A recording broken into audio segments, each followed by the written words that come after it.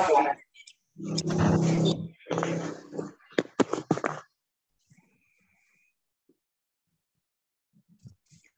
baik. Bismillahirrahmanirrahim. Assalamualaikum warahmatullahi wabarakatuh. Waalaikumsalam warahmatullahi wabarakatuh. Selamat pagi, Pak Agus dan teman-teman mahasiswa. Salam sejahtera untuk kita semua. Shalom Swastiastu, Namo Buddhaya, salam bajikan. Baik, teman-teman, sebelum kita mulai untuk kegiatan pada pagi hari ini, kita awali dengan berdoa terlebih dahulu. Berdoa menurut keyakinan dan kepercayaan masing-masing dipersilahkan.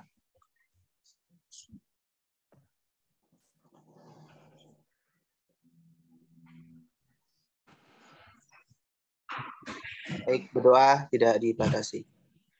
Oke, selamat pagi Pak Agus. Sebelumnya kami ucapkan terima kasih kepada Bapak Agus yang sudah berkenan mendampingi, memberikan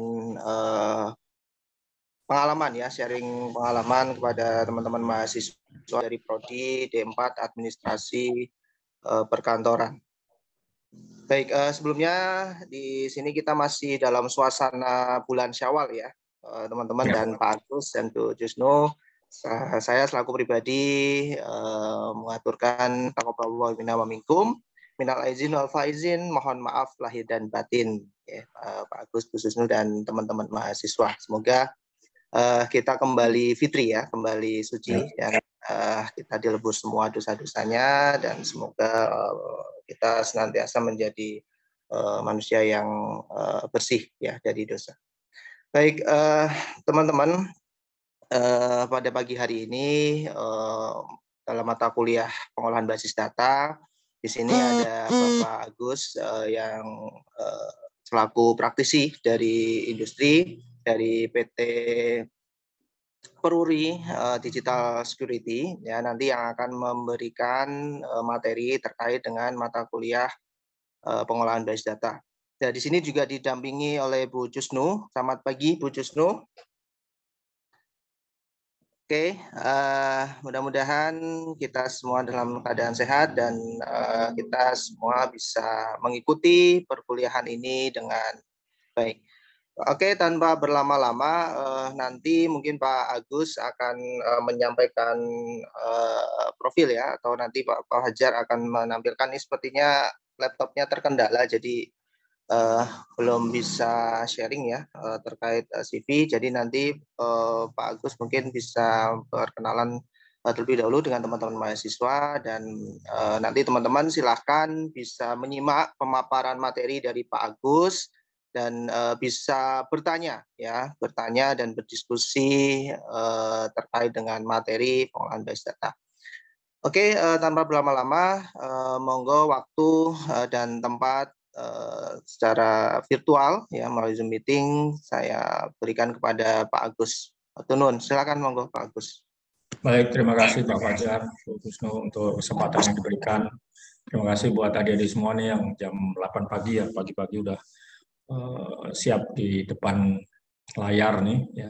Kalau sekarang kelihatannya kuliahnya sudah mulai luring juga ya, atau hybrid sekarang ya, luring daring gitu ya, tergantung dari situasi dan kebutuhan ya. Mudah-mudahan apa namanya pengalaman-pengalaman kita sebelumnya nih yang 2 tahun yang lalu selalu luring, selalu daring, sekarang sudah bisa hybrid, mungkin lebih nanti lebih banyak yang bisa dipelajari gitu ya. Ya, mungkin perkenalkan saya dari Agus Abdillah. Jadi saya bekerja saat ini di Peruri Digital Security. Jadi kalau teman-teman adik-adik semua tentang Peruri pasti yang terbayangkan Peruri itu cetak uang gitu ya. Cetak uang kok bicara digital gitu ya. Nah ini nanti apa namanya basis data segala macam gitu. Nah memang sebelumnya saya juga bekerja di perusahaan Telkom gitu ya, beberapa perusahaan yang juga saya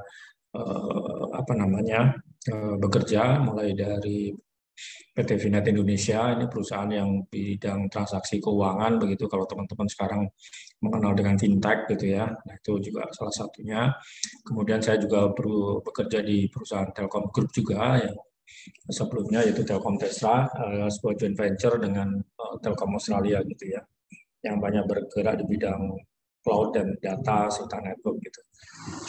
Baik, jadi kalau kita bicara sambil saya share ininya ya, pointersnya.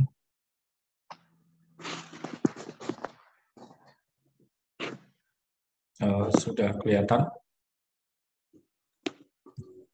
Sudah, Bapak. Oke, saya slideshow-nya mana?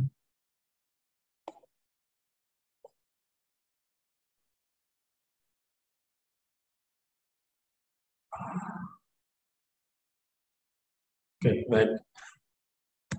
Jadi saya coba baca dari apa yang ada di dalam satuan pengajaran gitu ya, bahwa diskusi pengajian dan capaian yang diharapkan dari apa namanya kuliah manajemen basis data ini atau pengelolaan basis data ini.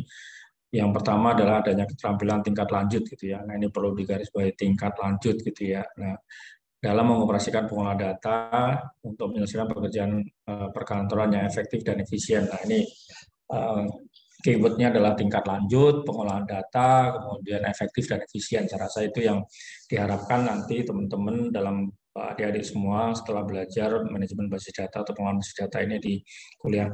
Ini teman-teman di tingkat berapa ya, atau di semester berapa ya sekarang ini, Pak Fajar? Semester 2, Pak.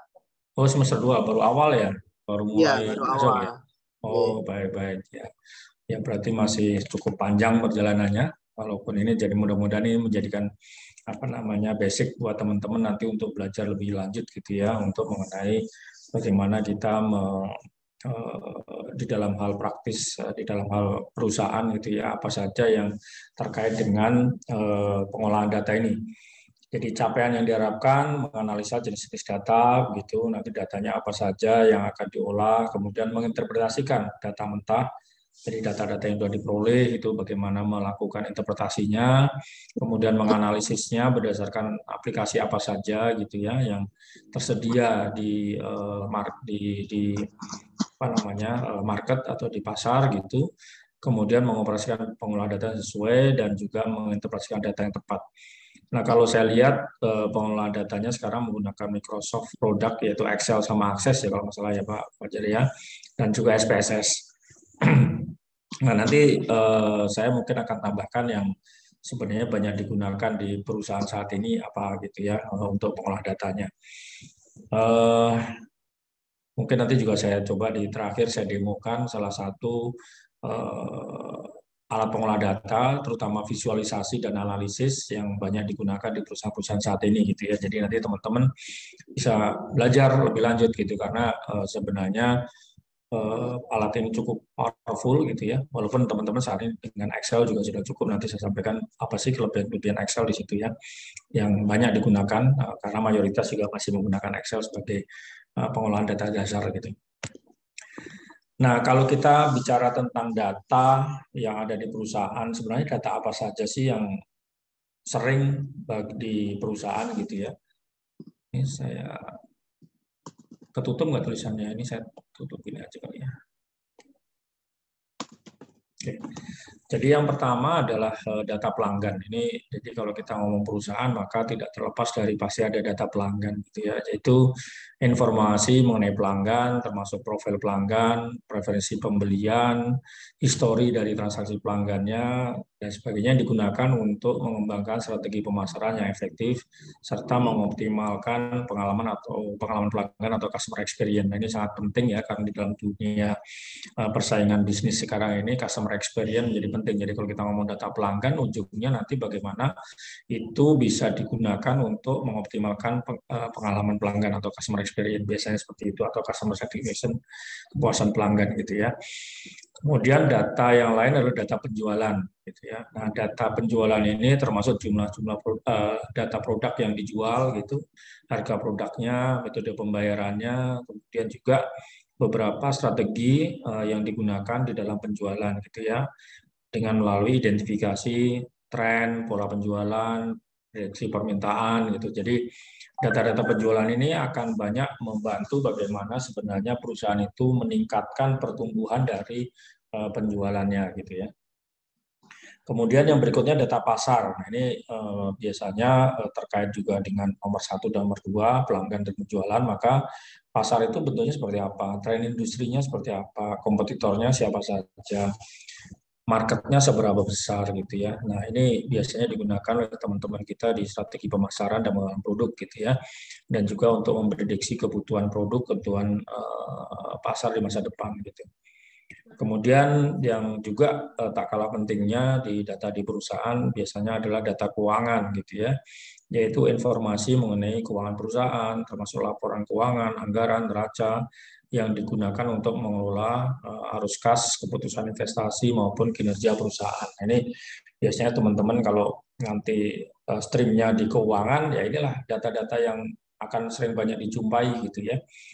Tentu saja alat pengolah data di keuangan sekarang ini di akuntansi terutama juga banyak gitu ya. Jadi kalau nomor 1, 2, dan 3, data pelanggan, data penjualan, data pasar, ini biasanya teman-teman kalau nanti bekerja di dunia marketing dan sales gitu ya, itu biasanya akan berkutat dengan data-data tersebut. Nah, kalau yang nomor 2 adalah data keuangan atau finansial, yang biasa bekerja di bidang-bidang keuangan. Kemudian data persediaan, nah ini juga biasanya orang-orang di produksi, dan data operasional, data karyawan. Nah, ini biasanya teman-teman yang biasa bekerja di operasional akan terlibat dengan data-data ini gitu ya, yaitu data atau informasi mengenai persediaan, termasuk jumlah stok, produk yang tersedia, kemudian kecepatan putar stoknya, gitu, seberapa cepat stok itu berganti, gitu ya. Kemudian ini semuanya untuk mengoptimalkan manajemen persediaan dan memastikan bahwa produk yang cukup serta biaya yang tidak perlu. Gitu. Ini biasanya untuk bagaimana perusahaan itu bisa mensuplai pasar dengan tepat waktu, tepat harga, dan tepat biaya begitu ya. Nah, kemudian yang paling krusial pasti perusahaan punya karyawan. Nah, data karyawan ini juga sangat penting, termasuk profil karyawannya, informasi penggajiannya, kinerja karyawan, gitu ya, digunakan untuk pengambilan keputusan biasanya untuk sumber daya manusia, perekrutan, promosi, dan lain-lain. Kemudian yang berikutnya data operasional. Nah, ini biasanya terkait dengan tergantung bisnis perusahaannya ya, apakah dia perusahaan manufacturer, perusahaan jasa gitu ya, perusahaan manufacturer seperti ya produksi barang-barang bahan pangan, kemudian kalau perusahaan jasa misalnya hotel, restoran, dan lain-lain, data produksinya akan berbeda, data operasionalnya akan berbeda ya, termasuk di situ adalah ini biasanya link juga dengan data persediaan, kemudian data pengiriman, kemudian data untuk optimalisasi produk, produksi operasional proses. Mohon maaf, Pak Agus. Ya, iya Pak. Oke, ini seperti share screen-nya belum tampil nggih? Oh, belum tampil? Masih loading di tempat saya atau yang lain juga sama? Saya sudah sharing sih. Sama. Tempat saya sama. Sama Bapak. Oh, ya, belum masuk. Bisa diulang Bapak nggih, matur nuwun. Sebentar, saya sudah share ya. Tapi kok nggak muncul? Sebentar. Tadi awalnya muncul Pak, tapi terus menghilang. Oh gitu. Saya ini dulu deh. Atau mungkin bisa dibantu. Saya close dulu deh. Saya close dulu.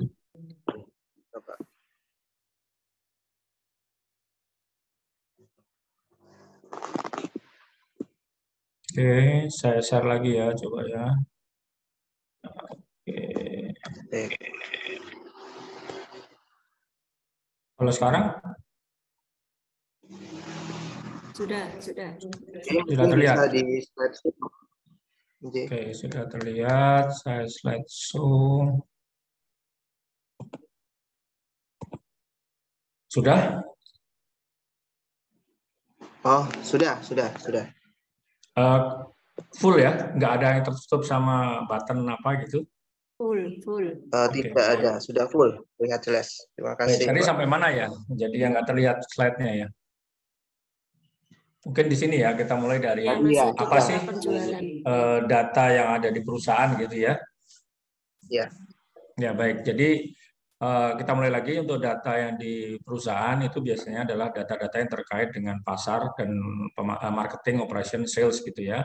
Nah, data pelanggan, nah, tentu saja data pelanggan tadi sudah saya sampaikan gitu ya. Itu informasi mengenai pelanggan, profil pelanggan, preferensi pembelian, histori transaksi gitu ya.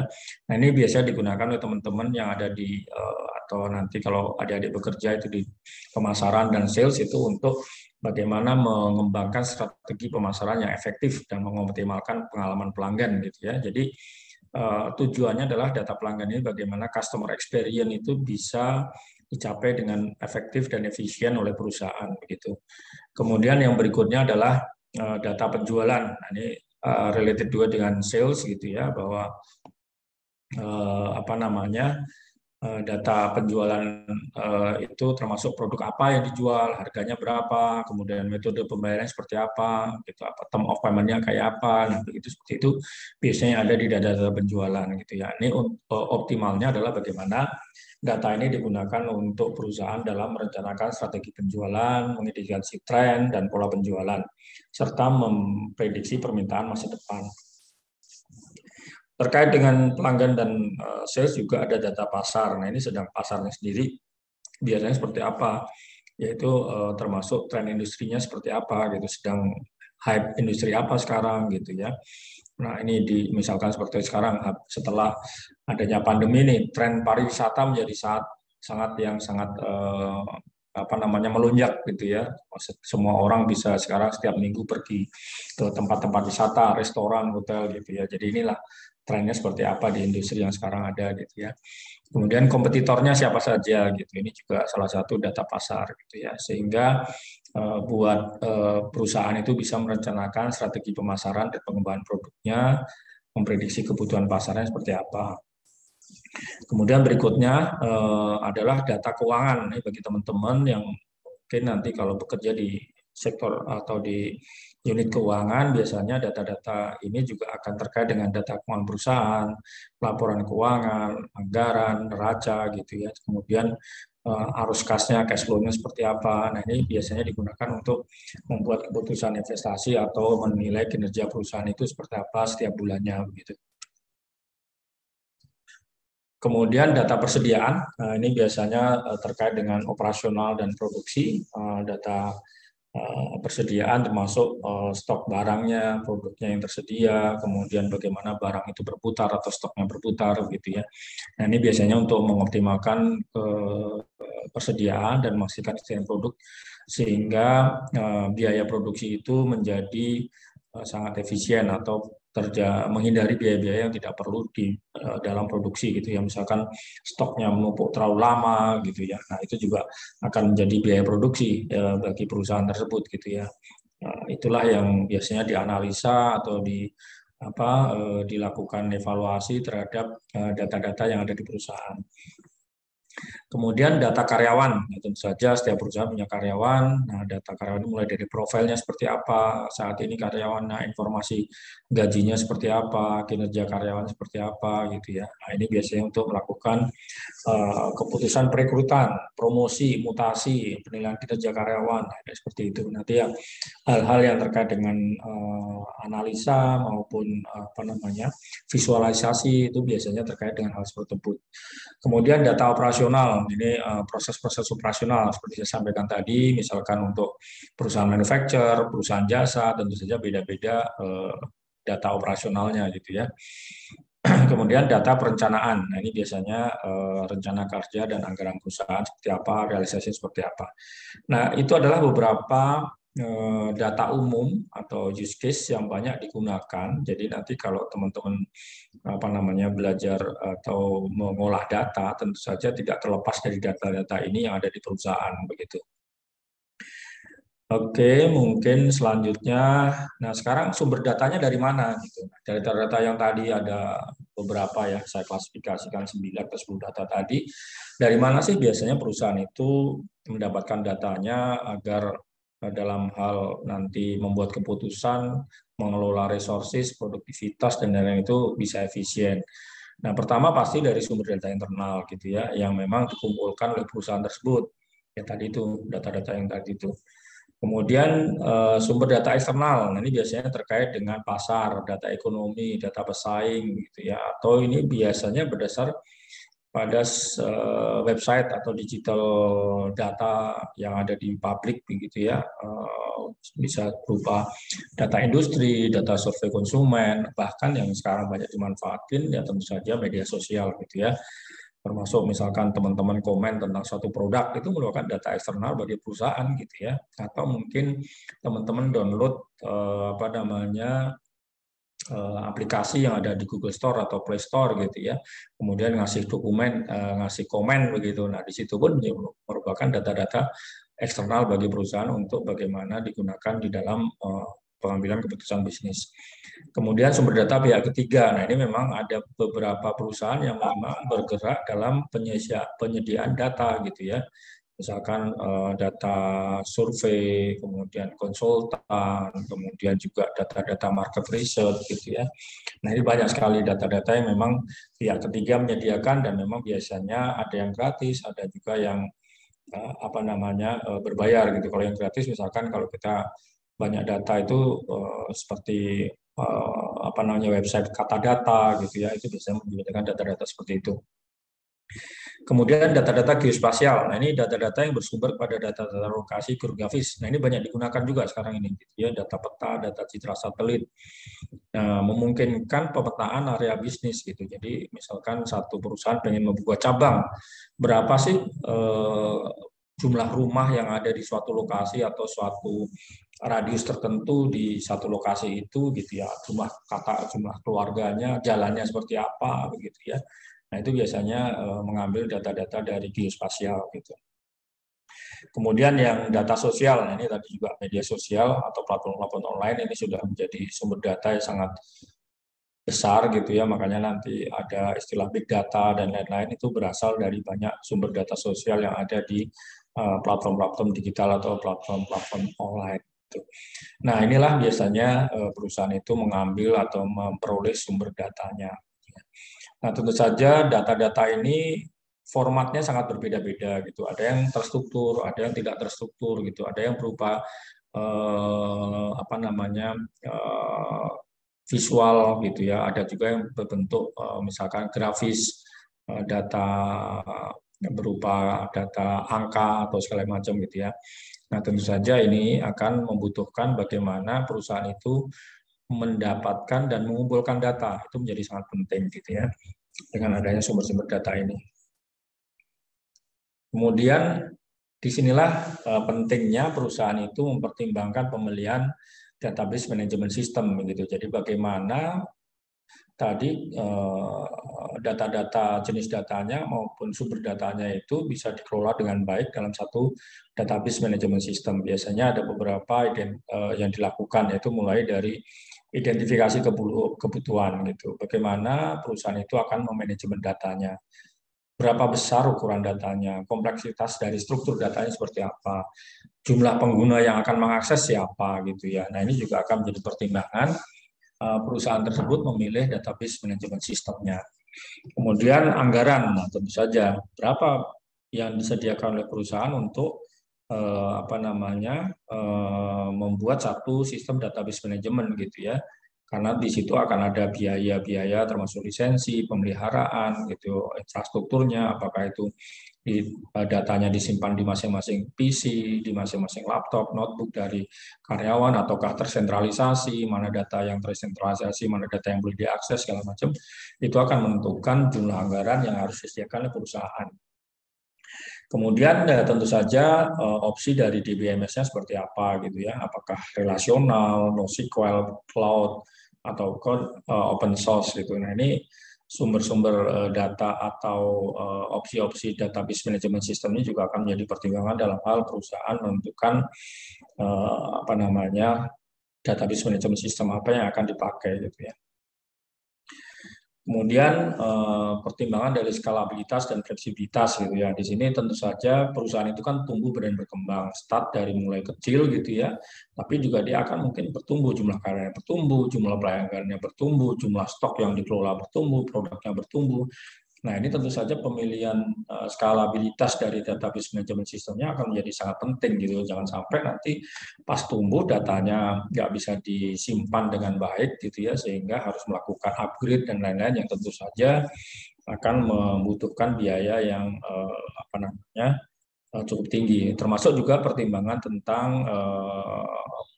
kemampuan dalam hal sistem yang sesuai dengan teknologi baru gitu. Jangan sampai dalam waktu 1 tahun 2 tahun ternyata DBMS yang dipakai sudah nggak disupport oleh penyedia teknologinya. Ini juga sangat penting. Kemudian bagaimana mengevaluasi kinerja dan keandalan dari database management system itu yang harus cepat gitu ya dan dapat dimanfaatkan gitu ya. Biasanya kalau volume transaksi makin tinggi ya fitur untuk backup maupun restore juga sangat perlu dilakukan. Demikian juga untuk searching gitu ya, pencarian data dan lain-lain itu menjadi satu hal yang sangat perlu dipertimbangkan. Kemudian ya kita tahu saat ini sering kita dengar ada kebocoran data, ada data-data yang dicuri gitu, data-data yang harusnya private pribadi tapi juga terbuka untuk publik gitu ya. Nah, ini pertimbangan tentang keamanan dan kepatuhan compliance dari data, bagaimana menyimpan data, bagaimana memberikan proteksi terhadap data itu supaya tidak bocor atau tidak menjadi dari sisi security-nya menjadi kurang kuat gitu ya, dan tentu saja bagaimana comply dengan peraturan-peraturan yang ada tentang bagaimana proteksi data. Nah, sekarang kan kita sudah punya itu undang-undang proteksi data pribadi gitu ya, perlindungan data pribadi, nah PPDB gitu ya. Jadi perusahaan juga harus mempertimbangkan itu. Kemudian dari tenaga ahlinya, apakah tenaga ahlinya ada di perusahaan itu ataukah harus mengambil database administrator atau database designer atau analis yang dari luar. Nah, ini juga menjadi pertimbangan perusahaan dalam mengembangkan pemilihan database management system. Oke, mungkin dari situ tadi mengenai jenis data, kemudian sumber datanya, terus bagaimana mengelola basis datanya. Ada pertanyaan sebelum saya lanjut ke yang berikutnya? Silakan, monggo. Biar interaktif aja. Nampaknya belum, Pak, masih mikir. Masih mikir. Atau terlalu cepat. Kalau terlalu cepat saya perlambat, saya ulangi nanti. Ya, jadi intinya tadi yang bahas pertama adalah jenis datanya apa yang ada di perusahaan biasanya terkait dengan pekerjaan-pekerjaan atau unit-unit organisasi yang ada di perusahaan. Kemudian sumber datanya dari mana, gitu ya. Setelah tahu sumber datanya dari mana, bagaimana mengelola data itu dalam database management system. Gitu. Nah, intinya 3 hal itu yang biasanya kalau kita berbicara di data di perusahaan, gitu ya. Oke, kalau belum ada, mungkin saya lanjutkan. Nah, ini terkait dengan Excel sebagai sistem manajemen data dasar atau DBMS gitu ya. Ini yang biasa dan paling common semua perusahaan menggunakan gitu ya, dan teman-teman juga, adik-adik juga sudah sangat familiar gitu ya menggunakannya sehari-hari gitu ya. Nah, dalam hal Excel sebagai pengguna data, basis data, ini beberapa hal yang biasa digunakan gitu ya, biasa sering teman-teman harus kuasai gitu ya. Biasanya adalah rumus dan fungsi gitu ya, dan rumus dan fungsi ini untuk analisis data seperti sum if, average if, count if, dan lain-lain ini biasanya akan sangat banyak digunakan. Kemudian pivot table dan pivot chart ini juga biasanya Excel itu sangat punya kemampuan di situ gitu ya. Kemudian juga yang performatan bersyarat gitu ya, misalkan kita akan mengidentifikasi tren dan lain-lain gitu ya. Ini Excel juga sudah sangat powerful untuk itu gitu ya. Nah, sebenarnya yang yang perlu diingat di Excel ini bahwa ini database-nya biasanya sangat akan terpengaruh dari kinerjanya kalau dia database yang dikelola itu sangat besar dan kompleks gitu ya. Nah, ini yang mungkin harus menggunakan database lain atau menggunakan sistem manajemen data, pengolahan data yang lain gitu ya. Nah, ini nanti mungkin saya berikan yang saya coba sampaikan di sini nanti mengenai Tableau gitu ya. Mudah-mudahan akan membantu teman-teman untuk yang lebih lanjut, terutama untuk visualisasi. Jadi ini Excel ini memang setiap perusahaan baik itu skala kecil, menengah maupun besar juga sangat digunakan gitu. Tapi tentu saja penggunaannya terbatas pada data-data yang dari sisi jumlah data yang diolah maupun kompleksitasnya relatif lebih kecil gitu ya. Kalau sudah besar ini ya tidak mencukupi lagi, dan biasanya datanya menjadi sangat tersebar begitu, tidak bisa komprehensif. Nah, itu yang akan menjadi kendala kalau kita hanya menggunakan Excel sebagai manajemen basis data. Nah, tahapan-tahapan pengolahan datanya sendiri gitu ya. Yang pertama adalah bagaimana kita memvalidasi data. Ini sama digunakan dengan Excel juga.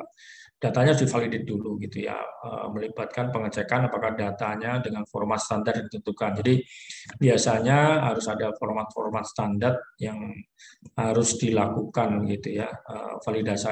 Validasi data ini bertujuan untuk memastikan bahwa data yang diolah itu benar-benar valid dan dapat diandalkan. Kemudian kualitasnya juga dapat dipertanggungjawabkan, sehingga pada saat nanti dilakukan evaluasi maupun analisis itu kesalahan dan kekeliruannya seminimal mungkin gitu ya. Nah, bagaimana caranya untuk memvalidasi itu? Tentu saja harus dibuat data cleansing gitu ya, di mana di sini biasanya melibatkan penghapusan dan perbaikan data yang tidak valid, tidak lengkap, atau data-data yang duplikat, data-data yang tidak konsisten gitu ya. Agar pada saat nanti kita gunakan algoritma atau rumus-rumus atau pivot dan lain-lain itu untuk bisa menghindari kesalahan atau ketidaksesuaian data.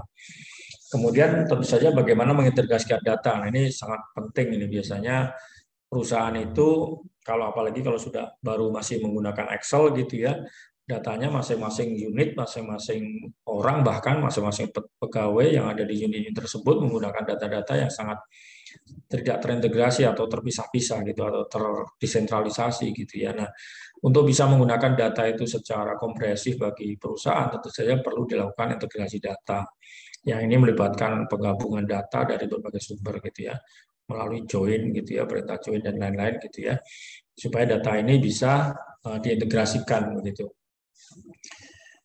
Oke, kemudian transformasi data. Nah, ini adalah bagaimana data mentah tadi diformat atau dilakukan penyesuaian formatnya untuk bisa melakukan analisis dan pemeriksaan lebih lanjut.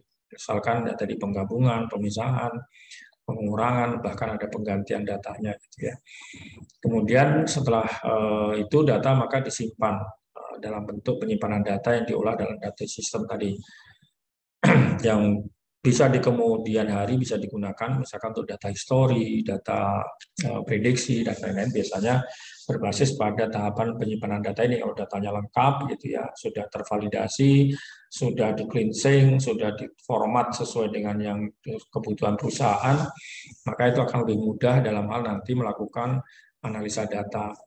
Nah, bagian yang paling penting lagi adalah setelah data-data terkumpul, disimpan dengan baik, ditransformasikan formatnya sesuai dengan kebutuhan perusahaan.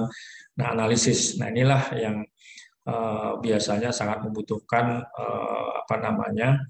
kompetensi dari masing-masing di unit tadi. Misalkan kompetensi pemasaran, kompetensi keuangan, kompetensi produksi, kompetensi SR. Nah, ini analisisnya pasti akan berbeda-beda, dan model-model teknik penggunaan statistiknya juga berbeda-beda, sehingga bisa diharapkan mengungkapkan pola, tren, dan hubungan antar datanya bisa kita dapatkan dari data-data yang sudah kita dapatkan tadi. Nah, yang terakhir adalah bagaimana hasil analisis itu dilaporkan, divisualisasikan ke dalam bentuk yang mudah digunakan dalam hal pengambilan keputusan bisnis gitu ya. Nah, inilah biasanya ada dashboard, ada laporan-laporan, visualisasi data ini. Ini yang juga menjadi bagian penting dari tahapan pengolahan data. Nah, dalam hal visualisasi atau pelaporan data, beberapa hal yang perlu diperhatikan untuk supaya hasil pelaporan datanya atau visualisasi pelaporan datanya itu mudah untuk dikomunikasikan gitu ya, dan efektif. dan juga dapat mudah dipahami gitu ya. Yang pertama harus ada klaritas, di mana visualisasi harus memiliki pesan yang jelas gitu, dapat diterjemahkan dengan mudah. Misalkan pesan tentang strategi penjualan, tren penjualan ya, tentu saja gambarnya biasanya harus ada menunjukkan tren, apakah itu naik, turun, atau stagnan gitu ya. Nah ini visualisasinya harus ada pesan yang bisa dengan mudah ditangkap oleh audiens gitu. Kemudian kalau bisa juga harus ada sederhana gitu ya.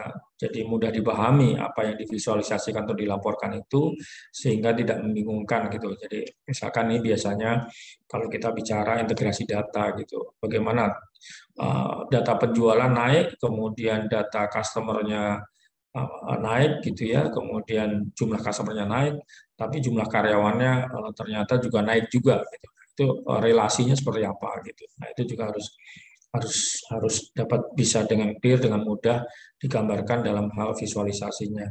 Kemudian relevansi. Jadi bagaimana visualisasi itu harus memiliki kaitan langsung dengan topik atau informasi yang disampaikan gitu. Nah, ini juga relevan nggak gitu ya. Jadi kalau misalkan kita lagi bicara tentang bagaimana atau produk apa yang akan kita lakukan atau perusahaan itu akan buat itu dalam 1 tahun ke depan gitu. Nah itu tentu saja data-data yang relevan itu apa gitu ya. Tadi data market, kemudian data kompetitor, data produksinya seperti apa, data karyawan biasanya data kompetensi karyawan kita sudah memenuhi atau tidak untuk menggunakan produk dalam 1 tahun ke depan.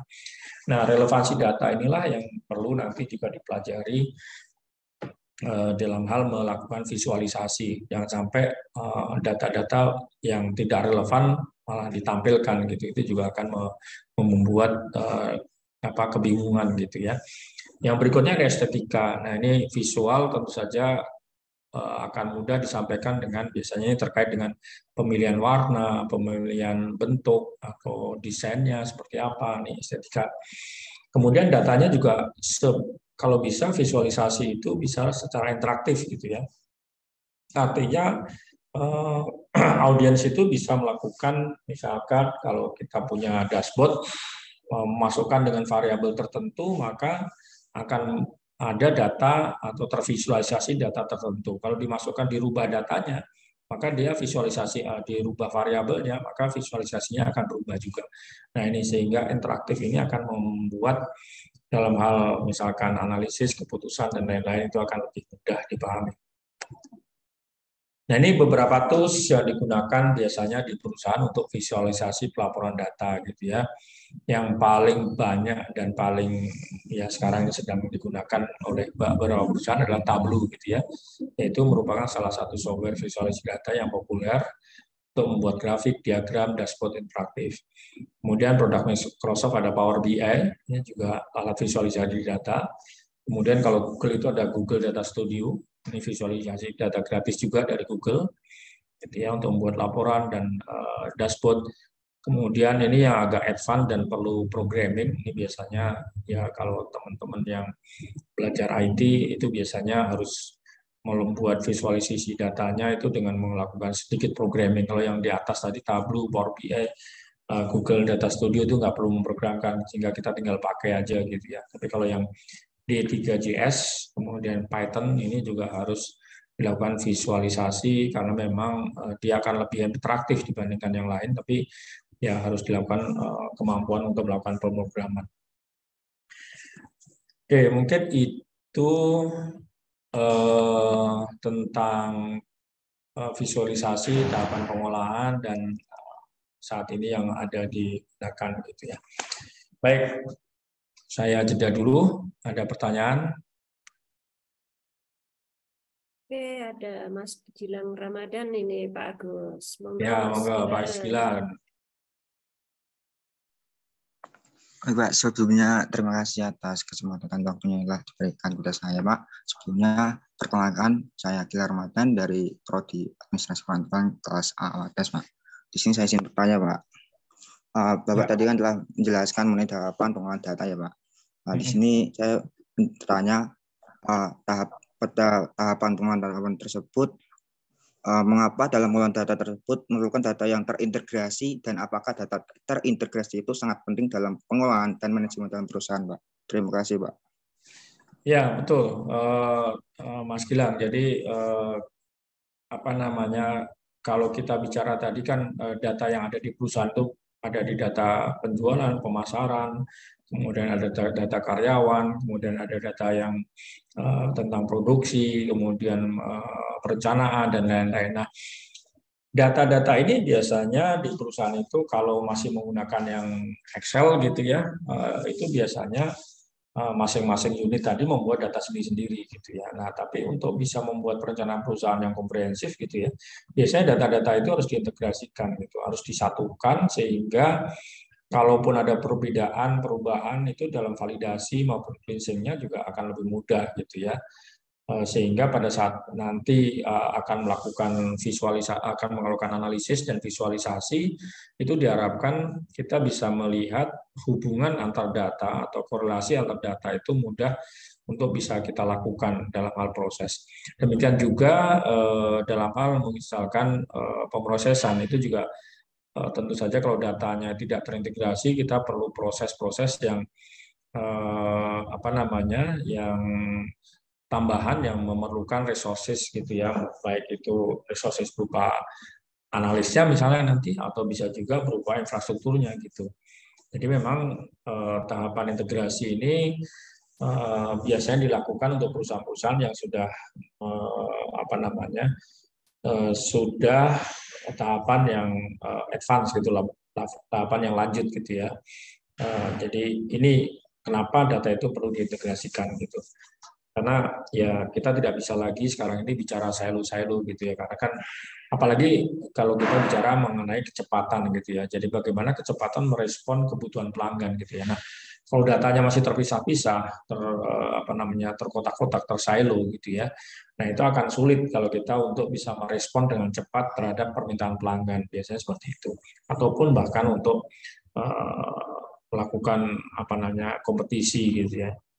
Itu. Nah, jadi itulah pentingnya integrasi data gitu. Itu Mas Gilang.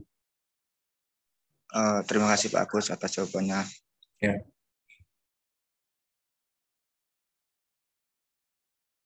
Ada yang lain lagi? Monggo silakan. Pak, izin bertanya, Pak. Ya. Sebelumnya terima kasih. Perkenalkan saya Novanur Ramdhani dengan NIM 22811334034 dari kelas ADPA Wates. Dengan pertanyaan, bagaimana cara memastikan keamanan data selama proses pengolahan data itu berlangsung ya, Pak? Terima kasih. Oke, bagus sekali Mas Ramadan. Oke, jadi keamanan data. Nah ini pada saat proses pengolahan gitu ya. Jadi ini yang jadi sangat penting juga saat ini gitu ya. Tentu saja data itu kalau kita bicara keamanan itu ada dibedakan menjadi dua ya, data in transit sama data at rest gitu ya. Data in transit itu apa? Pada saat pengiriman data gitu ya. Jadi sebelum data itu diolah pasti misalkan dikirimkan data melalui email atau melalui website, bisa di-download dan lain-lain gitu ya. Itu data in transit. Nah, pada saat pengolahan datanya itu bagaimana memastikan itu bisa secure? Tentu saja yang pertama ya alat olahnya sendiri harus memang secure dulu gitu ya. Misalkan kalau Excel gitu ya. Nah, Excel-nya juga harus misalkan bebas virus gitu ya. Jangan sampai nanti ternyata data yang kita olah itu setelah kita lakukan ternyata dia ada virus atau semacam malware gitu ya, sehingga data bisa hasil olahan itu ternyata kita simpan tapi ternyata juga terkirimkan kepada orang-orang atau pihak-pihak yang tidak berkaitan dengan data tersebut. Jadi memang harus dipastikan tools-nya sendiri juga harus secure gitu. Nah, Kemudian pada saat in transit atau pada saat setelah data itu diolah, tentu saja kita mengirimkan itu kalau bisa supaya itu secure harus melalui enkripsi gitu ya, melalui password gitu ya. Misalkan pakai Excel gitu, datanya ya diprotek aja, protek per sheet atau protek seluruhan gitu ya. Mungkin ada data-data yang sangat sensitif, nah itu biasanya dilakukan proteksi, misalkan di password tadi. Nah itu juga untuk menghindari kebocoran data pada saat in transit gitu. Jadi itu dua hal yang menurut saya perlu diperhatikan, yaitu bahwa tool sendiri yang akan digunakan memang harus secure, harus aman gitu, dan tempat penyimpanannya juga aman gitu. Pada saat nanti dikirimkan, kalau bisa datanya juga terenkrip. Nah itu adalah bagaimana dari sisi proses pengolahannya gitu ya. Nah tentu saja yang paling utama kalau kita bicara security dan keamanan data ini sangat tergantung pada people-nya gitu ya. Security awareness atau awareness terhadap keamanan data itu harus dimiliki oleh setiap orang yang ada di organisasi itu gitu ya. Termasuk siapa saja sih sebenarnya siapa saja sebenarnya yang berhak untuk mengakses data tersebut gitu. Apakah setiap karyawan bisa mengakses data keuangan? Tentu saja tidak gitu ya. Apakah setiap orang bisa mengakses data sales? Ya mungkin beberapa unit bisa, orang keuangan bisa akses kalau jadi bagaimana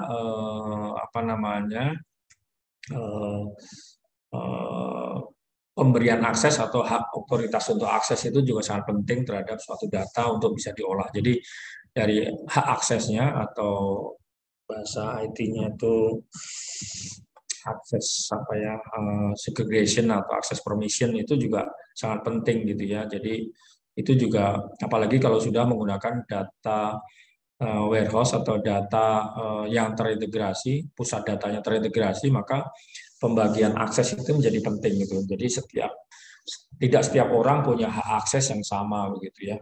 Nah itu juga sangat penting. Jadi kira-kira itu beberapa langkah yang yang sangat terkait dengan keamanan data, baik itu in transit dalam pengiriman atau at rest pada saat pengolahan dan penyimpanan. Mungkin itu yang bisa saya jawab tentang keamanan data. Kalau bicara tentang software-software apa yang bisa memproteksi sangat banyak ya, software-software untuk proteksi data. Oke, ada lagi?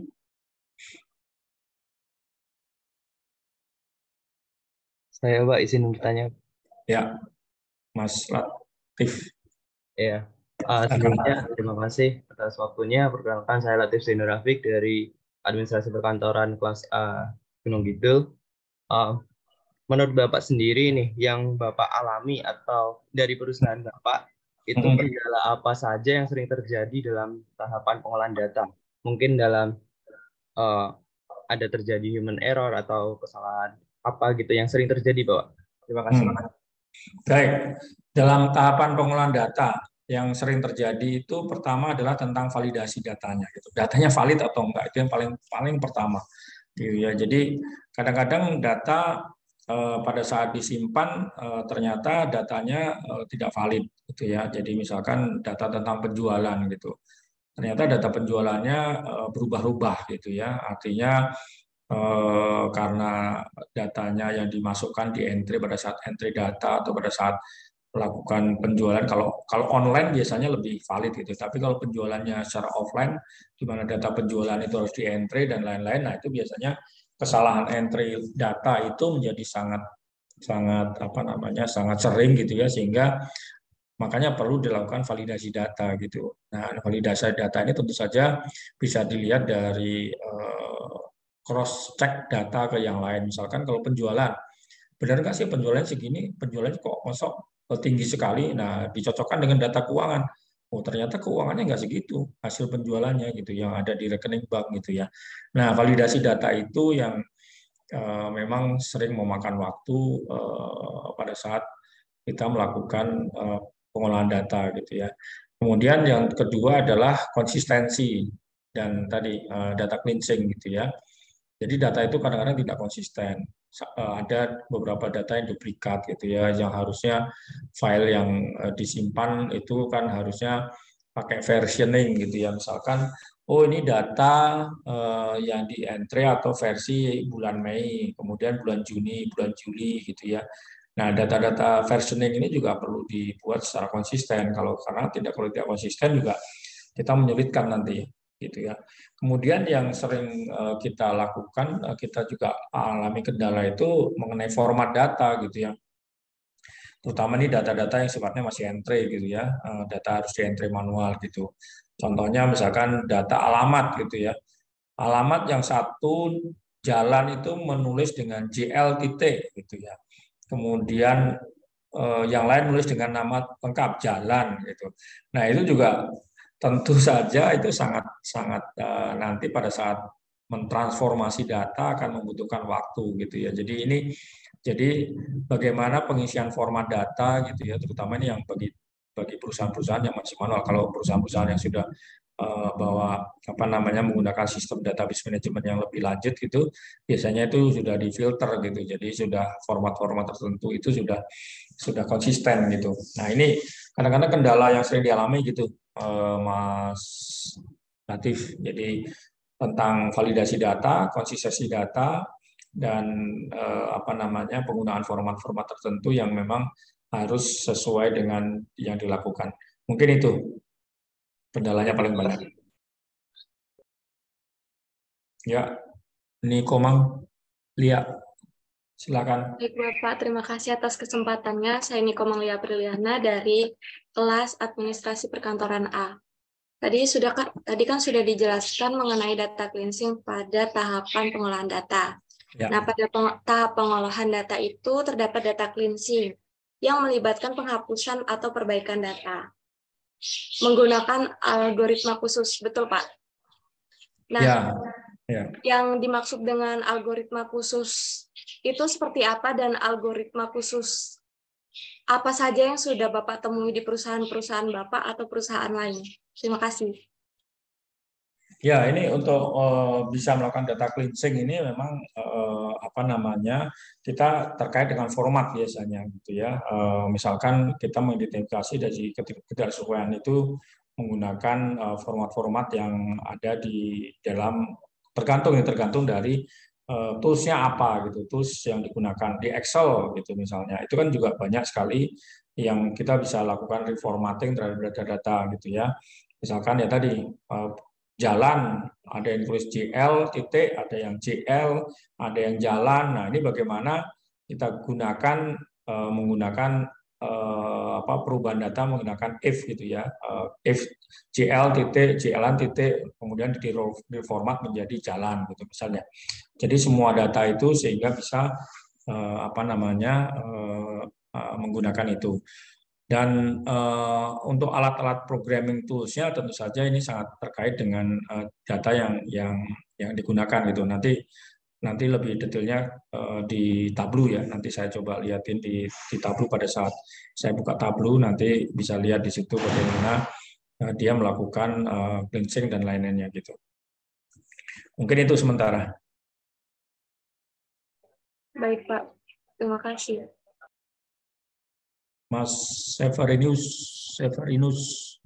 silakan. Ya baik Bapak, terima kasih atas waktu dan kesempatannya. Sebelumnya izin memperkenalkan diri, saya Severinus Liotanaka dari kelas A Administrasi Perkantoran Batas. Di sini saya ingin bertanya, tadi kita bahas mengenai tahap pengolahan data. Nah, pada perusahaan atau suatu instansi dalam proses pengelolaan data tentunya memiliki masalah atau problem. Di sini saya ingin bertanya, bagaimana cara memilih jenis struktur data yang tepat untuk mengatasi suatu permasalahan yang terjadi dalam suatu perusahaan tersebut? Terima kasih, Bapak. Terkait dengan struktur data ya? Iya, Bapak. Ya, jadi kalau itu tentu saja tergantung lagi ke tools-nya ya. Jadi kita mau menggunakan apa gitu, sehingga struktur datanya apakah itu dalam bentuk tabel atau dalam bentuk yang non struktural gitu ya, itu bisa dilakukan dari jenis tool yang kita gunakan gitu. Misalkan kalau di Excel sangat jelas gitu ya, bentuknya tabel kolom gitu ya. Tapi kalau misalkan untuk data-data sosial media gitu ya. Nah, itu tentu saja akan sangat berbeda gitu bagaimana untuk mengolah datanya dibandingkan data-data yang terstruktur seperti di Excel gitu ya. Nah, itu yang tentu saja kembali lagi pemilihan terhadap tool tadi, pemilihan terhadap yang saya sampaikan tadi, pertimbangan-pertimbangan untuk pengelolaan atau database management ini perlu kita lihat gitu ya dari sisi kebutuhannya, kemudian opsi dari database manajemennya, apakah dia nanti akan relasional atau nanti dia di dalam hal ini menggunakan data-data yang sifatnya outsource gitu ya, atau berbasis cloud, atau yang tidak ada query atau NoSQL gitu ya. Nah, ini opsi-opsi ini yang harus kita tentukan di awal dalam hal kita menentukan struktur datanya gitu, karena nanti ini akan sangat terkait gitu ya, baik itu struktur data yang relasional maupun yang tidak berbasis data yang relasional gitu ya. Sekarang ada yang namanya grab database gitu ya. Nah, itu juga sebenarnya lebih fleksibel karena tidak perlu menyusun datanya, struktur datanya itu menjadi satu hal yang struktur data yang terstruktur secara relasional gitu. Nah, itu salah satu tools juga yang mungkin nanti dalam kesempatan lain saya coba sampaikan mengenai grab database ya. Mungkin tidak kali ini ya. Jadi itu bagaimana kita memilih format atau struktur datanya. Mungkin itu, Stefanus. Baik, Bapak. Terima kasih, Bapak. Ya.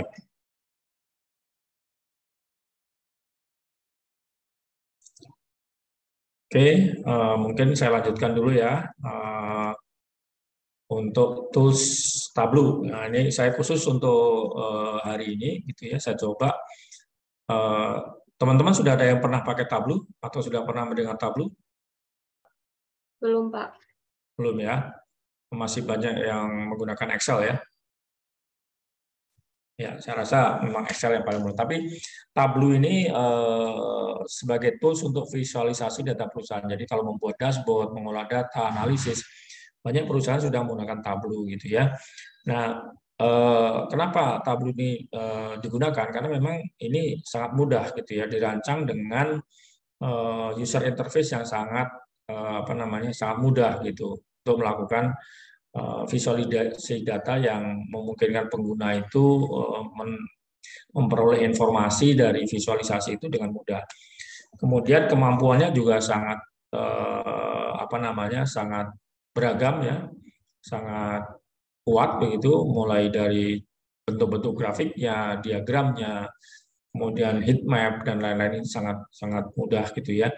Kemudian kustomisasi, mulai dari visualisasi format tabelnya, warna tabelnya, kemudian juga visualisasi yang lainnya, ini sangat mudah untuk dilakukan kustomisasi. Kemudian dia sangat interaktif gitu. Kalau datanya dirubah, maka format atau tablet visualisasi atau bentuk visualisasi yang sudah kita buat itu akan otomatis langsung berubah gitu ya. Nah, ini salah satu keuntungan dibandingkan dengan yang yang lain gitu ya, yang alat tools visualisasi yang lain. Kemudian juga Tableau ini bisa diintegrasikan dengan sumber-sumber data yang lain, database yang lain maupun file-file spreadsheet dan aplikasi-aplikasi seperti Google Analytics, Excel, Salesforce, Power BI gitu ya.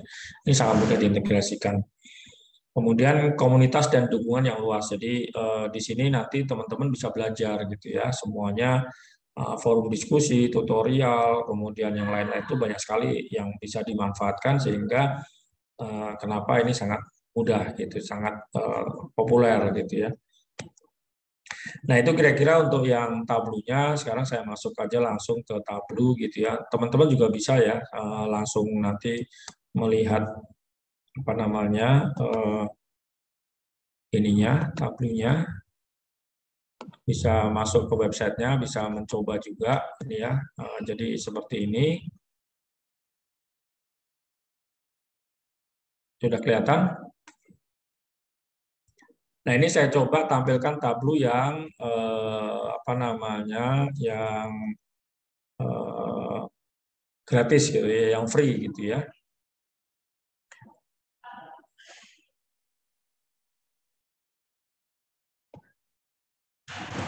Nah, ini di sini ada, kita lihat ada sampel datanya gitu ya. Bisa banyak sampel datanya gitu ya.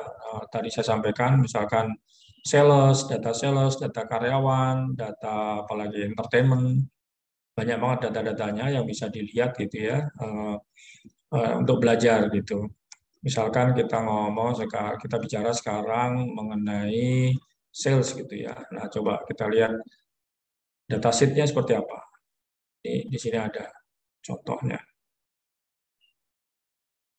Nah, ini adalah data-data yang sifatnya sales gitu ya. Nah, ini data sales. Nah, ini nanti bisa diolah gitu. Jadi teman-teman bisa bisa apa namanya, bermain-main data, melakukan tadi mulai pengolahannya dari validasi dan lain-lainnya dengan menggunakan Tableau ini. Ya, ini datanya bersumber dari Excel atau spreadsheet gitu ya. Nah, ini sumber datanya seperti ini.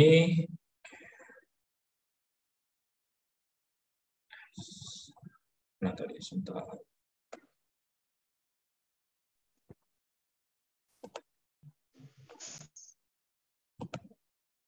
Nah, ini adalah contoh data-datanya yang ada di dalam Tableau gitu ya. Ini datasheet atau bentuk datanya bisa CSV, bisa Excel gitu ya. Nah, ini juga ada. Misalkan contoh ini data apa ini? 5.000 fastest growing private company gitu ya di Amerika gitu. Nah, ini bentuk datanya bisa juga dalam bentuk CSV file gitu. Yang bisa di-download oleh teman-teman.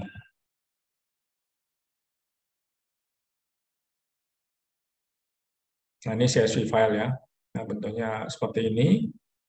Ini juga bisa diolah. Kemudian datasheet yang lainnya yang nanti teman-teman bisa, maaf. Misalkan nih data TV show dan movie available Netflix 2019. Kebanyakan datanya dalam bentuk CSV dan Excel ya. Spot, misalkan data World Cup match hasil dari World Cup gitu ya. Kemudian data misalkan ini data hotel yang terdaftar dalam Airbnb gitu ya. Kemudian ada data tentang universitas, pemerintahan, kemudian ilmu pengetahuan, sains gitu ya. Misalkan emisi CO2 di London dari tahun 2005-2014 gitu. Data erupsi, data lifestyle. Banyak sekali sumber-sumber data di sini yang available yang bisa digunakan untuk kita melakukan simulasi terhadap visualisasi data gitu ya. Ini data resource-nya. Saya coba sign in.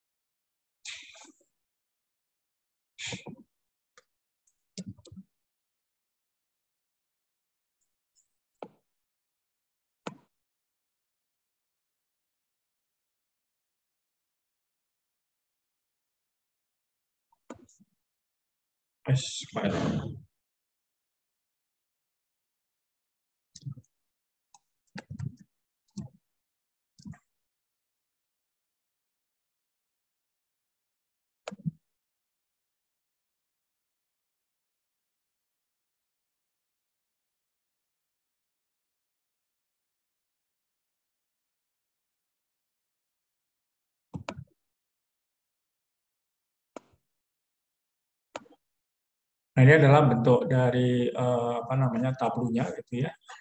Di situ ada ya hampir mirip dengan Excel seperti itu, tapi sini ada dashboardnya, ada analisisnya nantinya, ada mapnya juga gitu ya. Ada pilihan color, dan detailnya seperti apa, semua ini ada. Saya coba contoh file.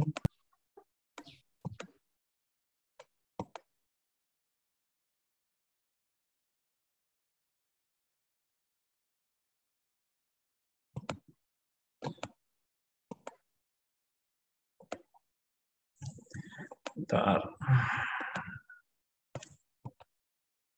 Contohnya.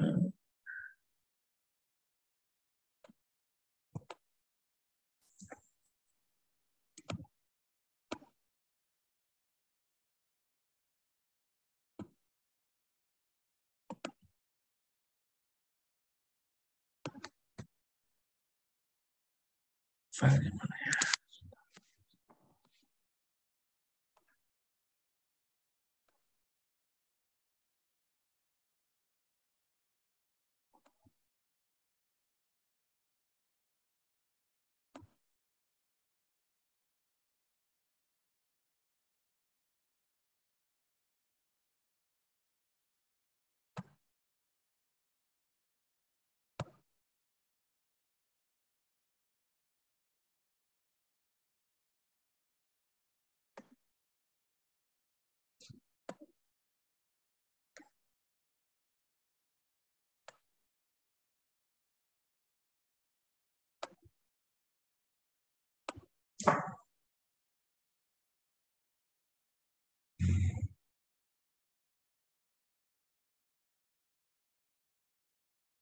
Nah, ini kita udah masukkan tadi dataset 500 company list yang ada di US gitu ya. Nah, dari sini kita bisa lihat data sheet-nya. Sebentar.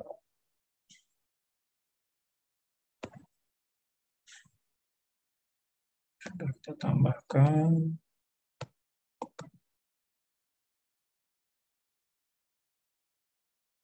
Nah, ini tadi proses-proses, misalkan kita mau menambahkan data source, kemudian akan merename atau menjoinkan value antara data-datanya, gitu ya, itu juga ada di dalam proses ini. Kemudian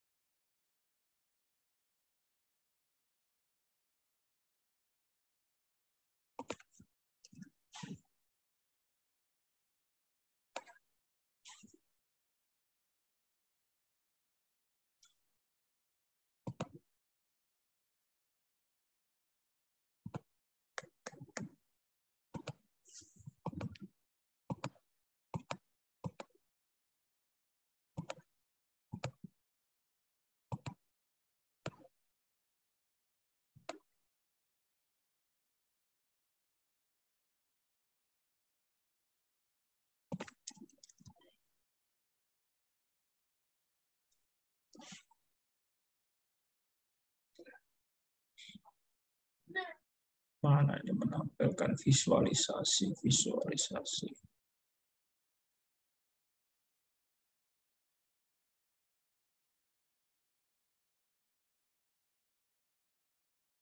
Sudah dimasukkan visualisasinya tadi mana ya? Sebentar.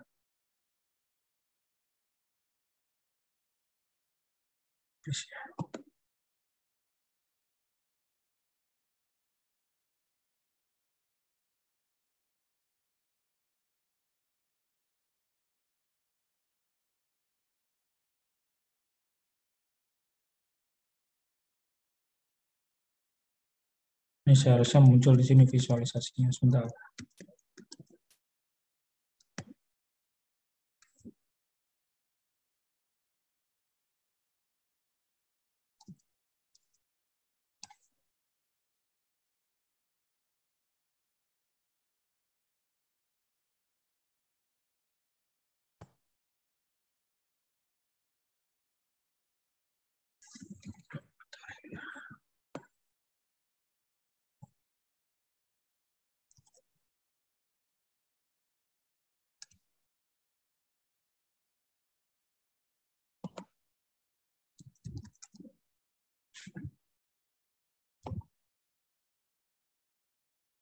Nah, ini mungkin saya coba ini aja yang sudah jadi ya. Jadi contoh-contoh dari visualisasi data yang dilakukan oleh komunitas ini seperti ini misalkan. Ini contoh apa namanya video dari Alex yang disampaikan di dalam bentuk visualisasi, contohnya, kemudian juga ada misalkan yang lainnya comparing. Nah ini bagaimana membandingkan apa namanya UK dan USA inflation rate gitu. Nah, ini juga udah ada yang buat gitu ya, contohnya bagaimana. Nah ini visualisasinya seperti ini gitu ya, dengan data-data source yang tadi itu. Tadi saya mau praktekkan yang UK tapi kelihatannya tadi ada kendala sebentar. Nah ini contoh-contoh yang apa namanya data visualisasi gitu ya, pemilihan warna, kemudian bentuk grafik itu sangat komplit sekali dibandingkan dengan misalkan kita membuat dengan Excel gitu ya. Kalau Excel ini tentu saja sangat kompleks membuatnya, tapi kalau dengan Tableau ini harusnya sangat mudah gitu ya. Jadi ini contohnya. Sudah dibandingkan, kemudian bagaimana forecast-nya ke depan gitu ya. Ini contohnya kan ada data dari 2010 sampai dengan 2022 gitu ya. Nah, ke depannya seperti apa forecast-nya di dua negara ini? Ini juga langsung bisa dibandingkan di sini. Kalau UK ternyata seperti ini untuk inflasinya, kemudian di US inflasinya seperti ini gitu. Nah, ini contoh yang sudah dibuat atau dalam bentuk yang baik kategori gitu ya, baik apakah inflasi di makanan, inflasi di kesehatan gitu ya. Ini juga sudah ada gitu ya. Terus misalkan kita lihat lagi visualisasi apa di sini contohnya. Ini contoh-contoh yang teman-teman nanti bisa pelajari bagaimana memvisualisasikan data di satu perusahaan gitu. Ini global, sebentar ya. Contoh lagi. Nah nih, misalkan siapakah 20 influential direktur wanita di dunia. Nah ini juga kelihatan datanya seperti ini. Nah, ada berapa orang, kapan gitu ya. Nah ini contoh-contoh yang sudah dibuat visualisasinya atau bentuk-bentuk visualisasinya gitu ya. Ini misalkan ada lagi apa nih 20 desain. Nah ini misalkan untuk KPI perusahaan gitu. Bagaimana mendesain KPI perusahaan gitu. Nah ini contohnya dari sales, profit, kemudian ya kebanyakan sales dan profit dari perusahaan gitu ya. Bentuk grafiknya seperti ini, bar, chart, kemudian yang lain-lain. Kemudian ada lagi yang misalkan bentuknya, nah ini, geografi, demografi gitu ya. Misalkan ini adalah literasi siswa gitu, seperti apa literasinya di Afrika, di ini, segala macam.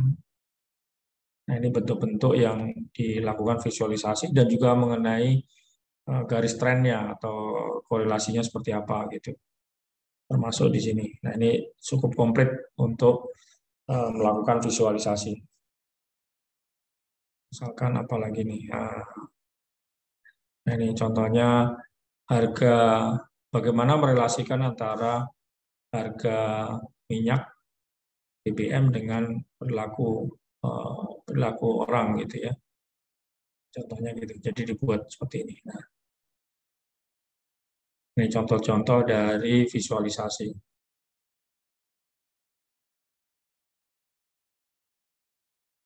Gitu. Jadi kalau gas emisinya gitu, semakin tinggi konsumsinya ya tentu saja emisinya makin tinggi, atau seperti ini juga dibagi misalkan per populasi, density-nya gitu. Ya. Nah inilah contoh-contoh di Tableau untuk melakukan visualisasi datanya.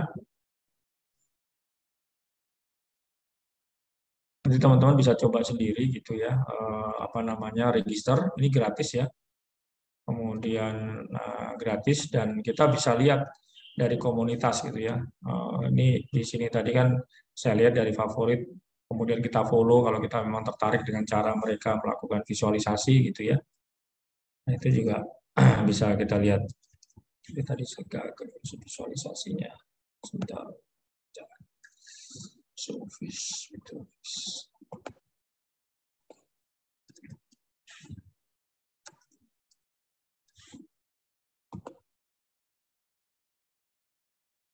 Saya coba lagi ya, drag drop konten. Coba lagi. Dataset.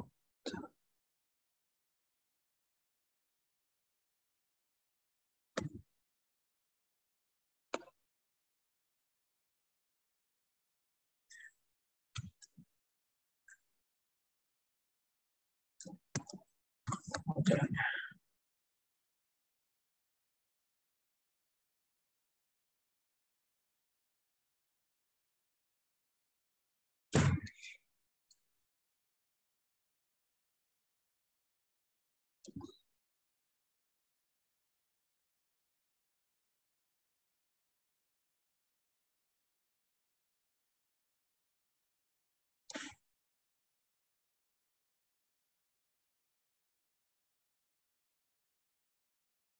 Datasetnya sudah.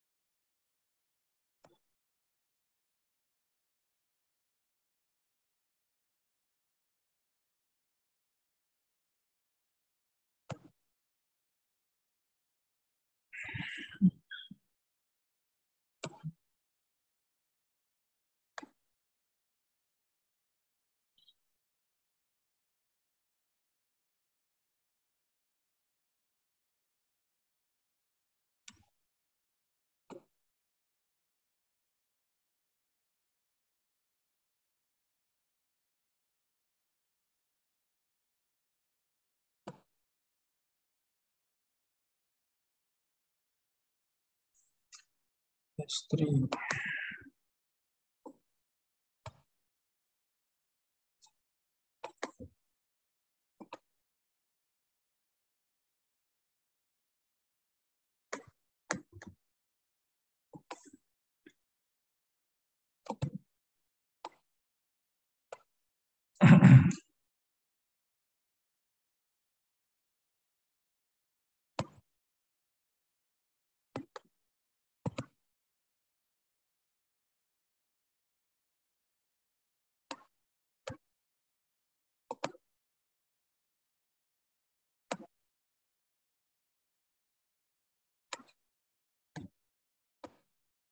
Oke, saya nggak jalan ininya untuk publish-nya.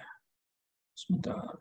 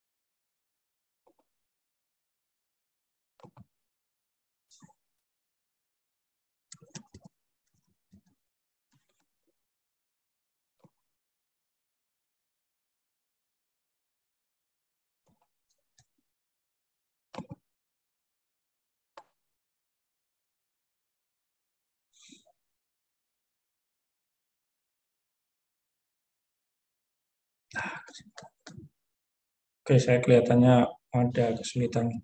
Ya, mungkin saya nggak bisa demokan langsung ya. Oke, mungkin kembali ke yang tadi ya. Jadi tableau ini yang tadi kita lihat di, kalau kita lihat di apa namanya, maaf, saya bisa melihatkan contoh-contohnya, tapi maaf nggak bisa saya demokan. Oke, mungkin sementara gitu ya dari saya. Jadi nanti teman-teman bisa coba pelajari sendiri gitu ya di sini di publictableau.com gitu ya, di mana di situ sudah tersedia template-template yang bisa dipelajari dan bisa di apa namanya dilakukan untuk dicoba gitu. Sementara itu dulu dari saya. Ada pertanyaan mungkin, silakan.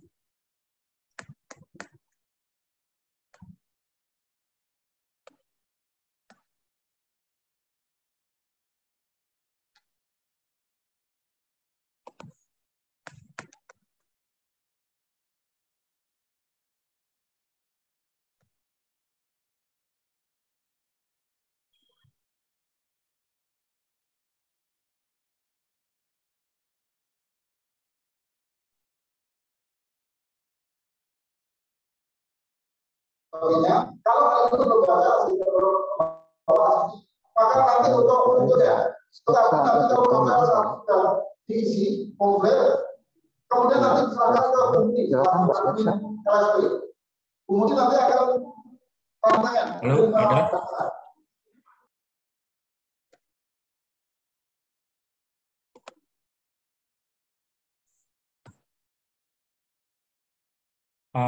Ya, Mas atau Mbak, Mas Sketsa Marsaviana.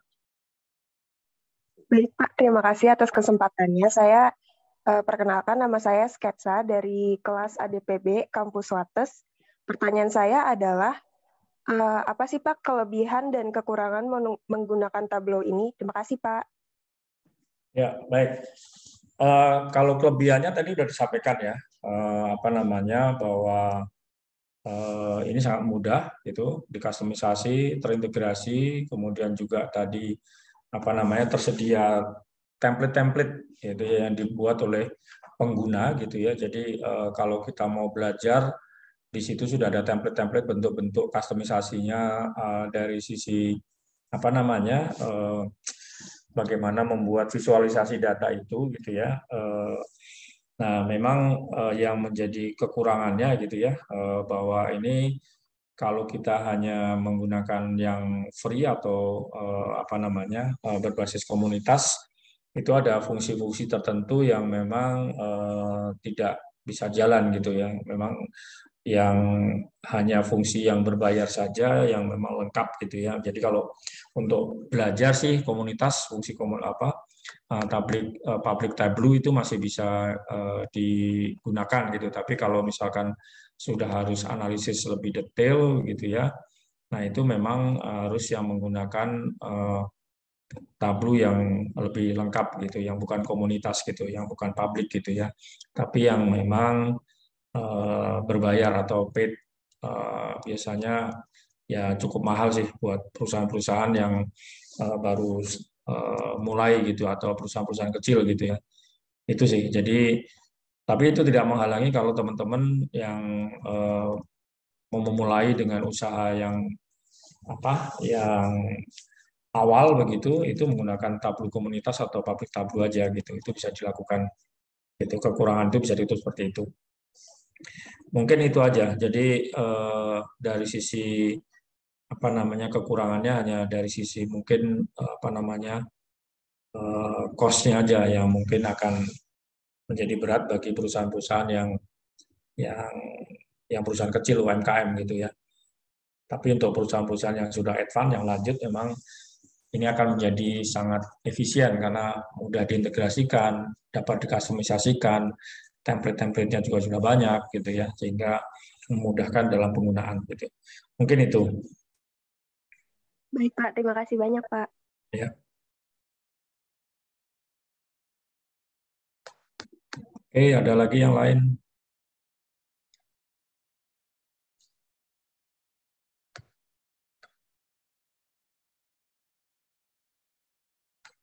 Oke, silakan teman-teman kalau ada lagi. Oh ya, silakan Mas Azharuddin. Dosen-dosen itu mempunyai sertifikat tapi belum uji. Dia mati dengan sebelumnya. Kan menunjukkan apa? Kan tidak punya betul, tidak punya buka. Maka dia hanya 24 yang kemarin kita melakukan uji coba dan.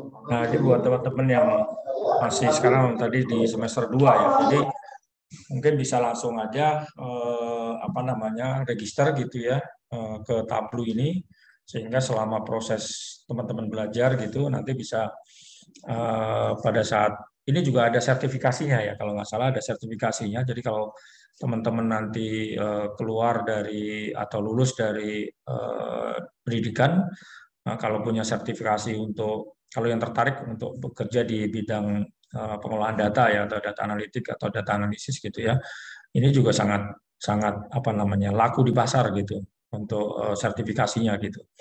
Jadi ini sangat menguntungkan. Tapi kalaupun tidak sampai sertifikasi, hanya untuk meningkatkan kompetensi atau sekedar untuk bisa membuat atau memahami dalam tugas-tugas sehari-hari, ya bisa aja tadi menggunakan public tableau atau public tableau community gitu. Silakan ya, Naza.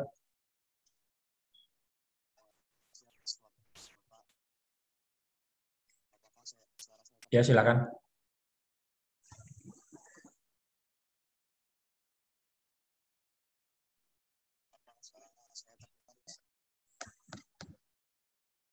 Halo. Mas Naza, silakan dibuka.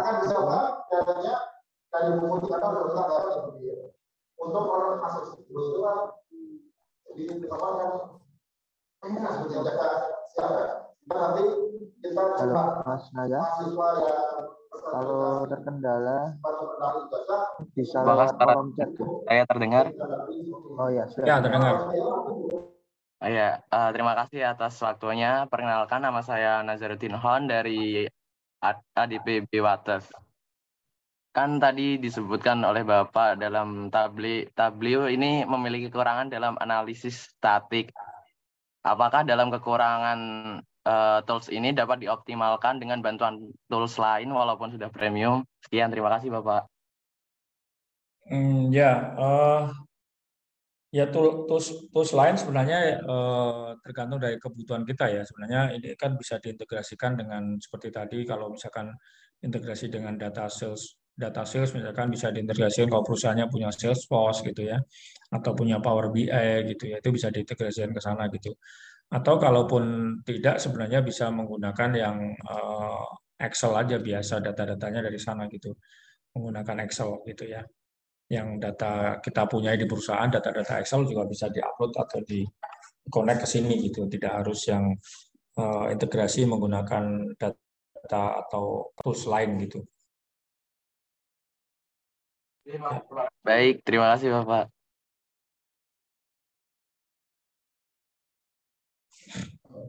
Oke, sudah cukup teman-teman. Ada lagi? Ini sudah cukup ya. Oke. Baik Pak Fajar, mungkin itu yang bisa saya sharing ya kali ini. Jadi mohon maaf tadi untuk yang demonya saya agak kesulitan tadi. Mungkin nanti lain kesempatan bisa saya lakukan lagi. Kalau nggak salah ada yang sesi 2 ya, sesi 2 nanti coba saya persiapkan lebih baik. Dan untuk yang sesi 2 mungkin kalau memang ini nanti ada mengenai grab database ya, itu yang lebih advance lagi, tidak menggunakan relasional tapi sudah menggunakan grab database gitu. Mungkin dua itu yang mungkin kalau memang nanti ada sesi yang kedua akan saya sampaikan ke teman-teman untuk lebih gambaran lagi. Mungkin itu Pak Fajar. Oke, baik. Terima kasih Pak Agus sudah memberikan experience ya terkait dengan pengolahan database. Sangat luar biasa Bapak, jadi penjelasannya sangat detail dan teman-teman di sini juga cukup antusias Bapak terkait dengan bagaimana tahapan pengolahan data, kemudian implementasinya tadi juga sudah dipaparkan di Pak Agus terkait dengan tabel tadi, dan insya Allah nanti kita bertemu satu kali lagi Bapak minggu depan. Baik. Nanti ya. Mungkin jadwalnya monggo nanti apakah kita salah seperti Pak sudah dari hari yang lain, jadi nanti kita bisa komunikasikan. Ya baik, nanti saya konfirmasi lagi ke Bu Kusno atau Pak Fajar ya untuk jadwalnya. Tentatif sekarang hari Kamis Pak. Saya masih kosong, nanti kalau misalkan ada perubahan saya sampaikan sebelumnya gitu. Ya. Oke. Terima kasih Pak Agus. Baik, terima kasih teman-teman semua. Oke, atas Pak Agus, kita dokumentasi Pak Agus. Teman-teman silakan bisa dibuka kameranya. Oke, silakan sebelum tutup kita ambil gambar dahulu. Oke, Mas Gilang. Nah, Mbak Rina bisa minta tolong untuk siap gambarnya. Mas Gilang bisa respon? Masuk Pak. Oke, ya silakan Mas, bisa dimulai.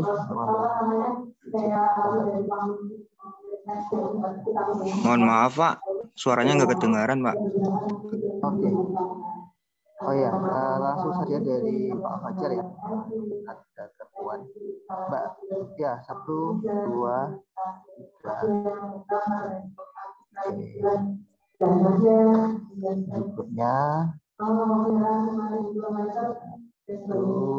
3.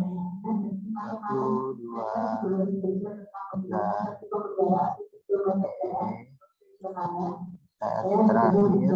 1, 2. Baik, terima kasih Pak Agus dan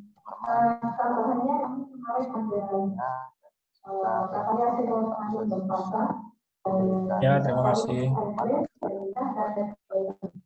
saya akhiri. Assalamualaikum warahmatullahi wabarakatuh. Waalaikumsalam warahmatullahi wabarakatuh. Waalaikumsalam warahmatullahi wabarakatuh. Terima kasih Pak Agus dan Pak Fajar. Terima kasih semuanya, teman-teman, sukses.